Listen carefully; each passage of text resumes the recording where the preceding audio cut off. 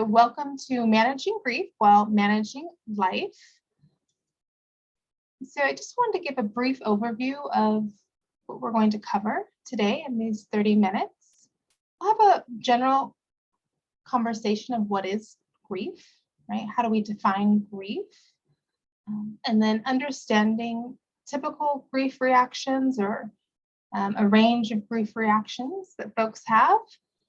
And then how do we manage grief, or what are different ways that folks manage grief, also while attending to the various life stressors that is just a natural part of living.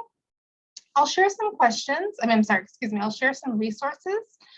And then once we're finished with that, we can end the recording and I can open it up for any questions that folks may have. You could also feel free to ask questions along the way. Or put them into the chat and I'll try my best to attend to them.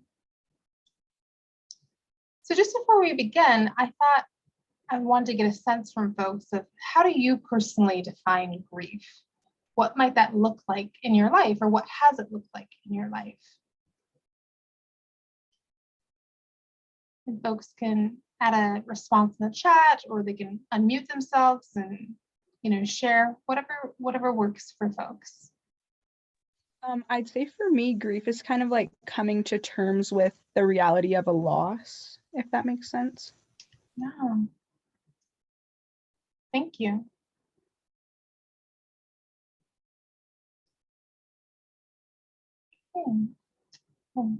So I'm going to share a few ways to think about grief. Obviously, there's not just one way, and it's quite unique to each person.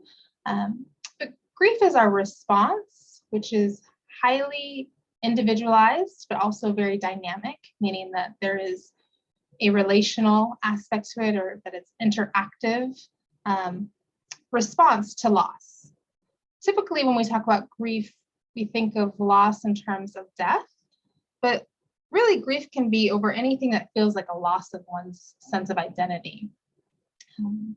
And our responses to grief can have an emotional aspect, physical, behavioral, cognitive, or even spiritual aspects.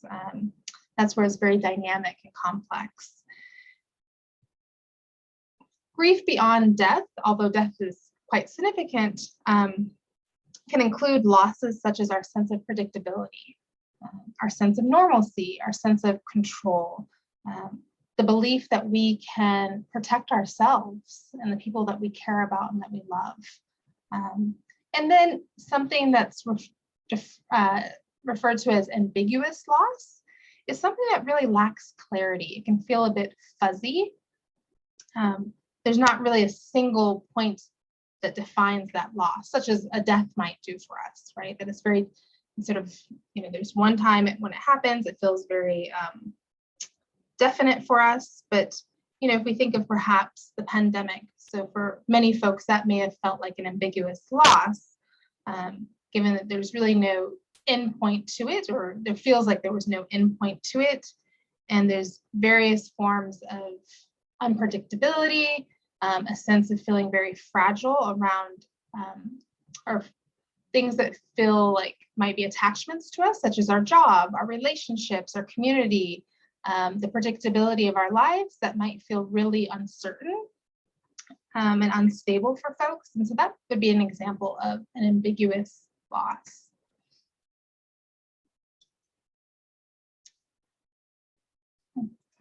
So I would like to share some different ways that folks may cope with grief, because as I shared in the beginning, it's quite unique. Each individual has their own response to grief. I want to emphasize that there is no right or wrong way to grieve.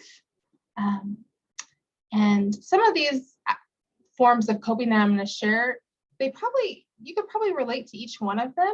However, most of us have a tendency to lean towards one more than the other. And that's not a problem at all. So something called loss-oriented coping. It's really when there's a lot of focus and emphasis on processing the aspects of the loss itself. Right? So if we were to think of example of death, right, that you experience the death of someone that you love, It could really be sort of thoughts that are lingering around that person's death, how they died, what led up to their death, really longing for that relationship, sort of ruminating on missing with that person being present in your life. That would be an example of loss-oriented. Another aspect of coping is restorative-oriented coping. And this isn't the same thing as thinking about how do I restore my life, because there's certain losses that life will never be the same, right? When we think of maybe a death or something that was really significant that changed our relationship to ourselves or our sense of identity, those things cannot be restored. However, this is talking about what are the different tasks that one has to do to adjust to the loss, right, that have impacted their daily functioning. Sometimes that can be a new identities that have come on. Perhaps you were the oldest child in your family, or no, I'm sorry, that was wrong. You were the middle child, and then your older sibling died. That might be a new identity for you, that now you're sort of in the role of the oldest sibling in your family. Or perhaps you were in a relationship and you were parenting children and your partner dies. Now there's a new identity of being a single parent. And it can also entail what are some of the new tasks that we have to take on. Sometimes it's learning new things because of that loss. So that's really what restorative oriented coping speaks to. And then emotion focused, which can be applied to both.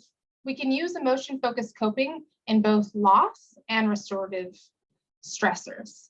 So for example, emotion focused is really managing the emotions that come up with that stressor or that sense of loss. We're very focused on how do I manage that? How do I process it? How do I deal with the emotions that come up with it? As in comparison to problem focused, which is really more focused on how do I change or manage the situation that is creating the distress for me.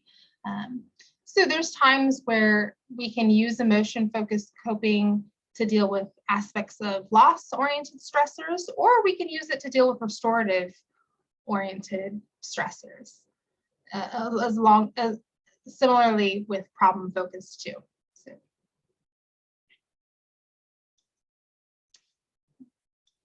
So when does grief become chronic or complicated, which the research and the data shows has multiple emotional, physical outcomes when we experience grief that is chronic or complicated. There's lots of different hypotheses or ideas that are based in the research. I'm going to talk about three main ideas.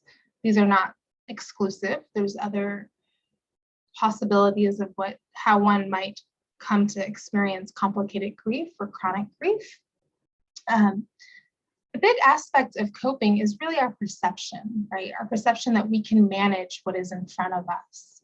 So if we're faced in a situation where we perceive that our stressors are more than what we're capable of managing, that can create a sense of overload, right? I'm overtaxed, I'm overstressed, I'm overloaded with a sense of stressors, a sense of loss. Sometimes this can occur because of the environments we're in. Maybe we don't have the infrastructure within our lives to really support us when we've experienced a loss. So now we're experiencing even more stressors. Maybe you've experienced a loss and you're at a place of employment that does not offer paid leave, and you are in a position where you need to be able to pay your rent. It's not an option to take time off that's unpaid. That may exacerbate the stress that you're experiencing and can create a sense of overload. There's also the aspect of sort of an imbalance of focusing where there's so much focus entirely on the loss aspect, or there's an entire focus on restorative, right? There's not really a balance, it's one or the other. That has been shown to create or has shown that it can lead to complicated grief. So if all of our thinking or all of our sort of coping is focused on what is gone, the relationship that is gone, whether that's with a job, a person, a possession, our sense of identity, sort of all those longings and sort of wishings that things were different, or in the other extreme where we're just entirely focused on what are the changes that have happened to my life due to this loss, and what are the things that I need to do to sort of manage that. So if we're on either extreme of that, rather than sort of having an ebb and flow between both, or sort of a waxing and waning, as I said, most of us will lean towards one more than the other. So that's not a problem, but it's just, it's sort of when we don't sort of wax and wane between the two, or we don't take sort of pauses from either one of those forms of coping, that we can experience complicated grief. That's not to say that it always, the outcome is always complicated grief, but it can create an environment where one might experience chronic or complicated grief. Another important factor is when we've just experienced multiple stressors or losses all at once. So if I could bring it back to the example, perhaps you experienced the death of someone very important to you. And while you're experiencing that loss, you've had a recent medical diagnosis, and you're experiencing the loss of a sense of yourself, of your identity, because it's changing the quality of your life, or it's changing the way that you can live your life. And on top of that, now you have more demands at work, or maybe you've lost a job, or another family member has died. There's been another stressor. So all of these factors can really exacerbate that initial loss and that grief reaction. And we could possibly experience complicated grief, or what some people call as chronic grief.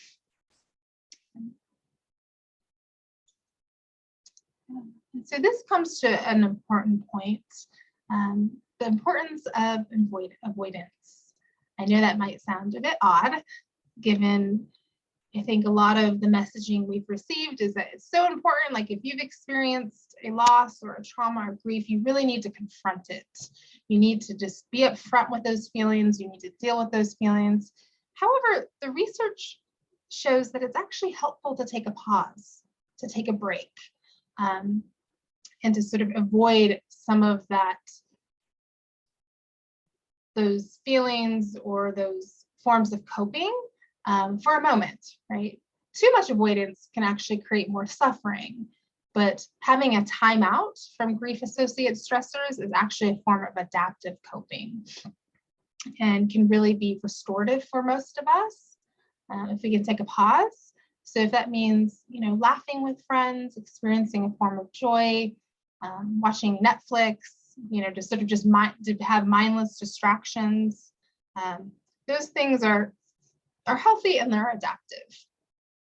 Now, if we get to the point where all we're doing is avoidance, is that we can also sort of go the other end of experiencing more suffering and more grief.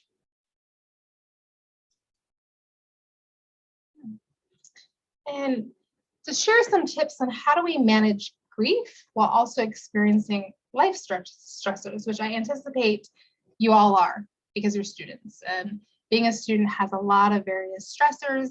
And then you have lives outside of being a student. You have family, you have friends, you have partnerships. Some people are employed while they're going to school. Some people are caregivers. So there's lots of moving pieces to one's life while they're a student. So one suggestion is to really identify your support system. And it's well established that folks who have solid support systems, or that sort of that infrastructure that I was talking about earlier of support, adapt to loss and are able to manage their loss in better ways, in ways where they don't develop chronic grief or complicated grief. That can be, sometimes there's support groups that you can actually find, like therapy support groups for the type of loss you've experienced. That can be a form of social support, or if you belong to a faith-based community, or if you just have really, friends that can have your back, be in your corner. Just various ways to be creative in creating that social support. And then making room for uncomfortable and painful emotions, right? So one saying is name it and claim it, right? The intensity and the power of our emotions tends to lessen when we're able to just name it and claim it. It's not as big, it's not as scary, it's not as dominating. And keeping in mind that grief may not change over time. That's actually quite normal. But your ability to experience other things will, right? You'll be able to expand what else you can enjoy, you can experience. Grief will not be the only thing that you're aware of. I like to think about it as if you were to think of having 3 jars, and each jar sort of progressively gets larger than the other one. And if we have a ball, the ball does not change. Let's say it's a tennis ball. That tennis ball represents your grief. When it's in the smaller jar, it's all you can feel, right? Because it's so tight, so compacted. It's the only thing you're present with. Now, if I take that tennis ball and I put it in the next jar that's just slightly a bit bigger, now I have a bit more breathing room. The ball has not changed. It's still the same grief. It's still the same amount of grief. What is different is that now I have more space to experience other things. And then if I take that ball for the 3rd time and I put it in the largest jar, you'll notice that then the ball is still not changed. It's the same amount of grief. It's the same amount of pain, but now I have more movement. I have more space, and I can experience other things in life and other emotions.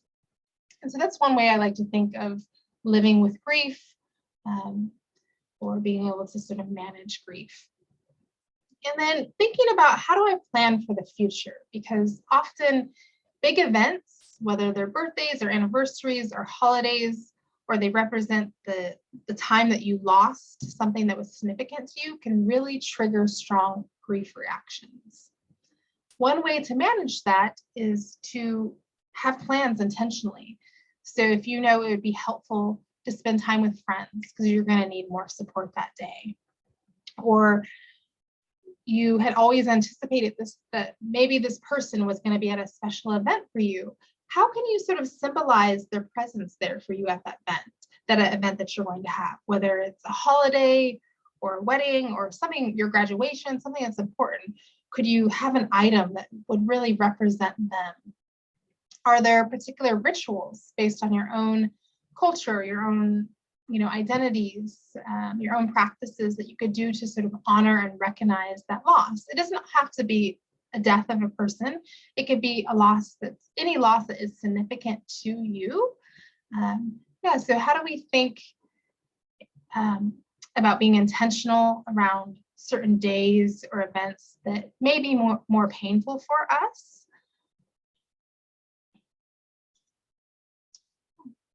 And so here, I would like to share some resources with folks. Our house is a grief support center. You can find them on Instagram, but they also have, a website that you can check out. They offer various resources. They do primarily focus on bereavement. However, as I shared, grief is, more than just death. I mean, obviously death is very significant, but grief can be represented in any form of loss that feels significant to us and our sense of identity. And then Grief Share, I have the website. I'm sure they have a social media presence as well.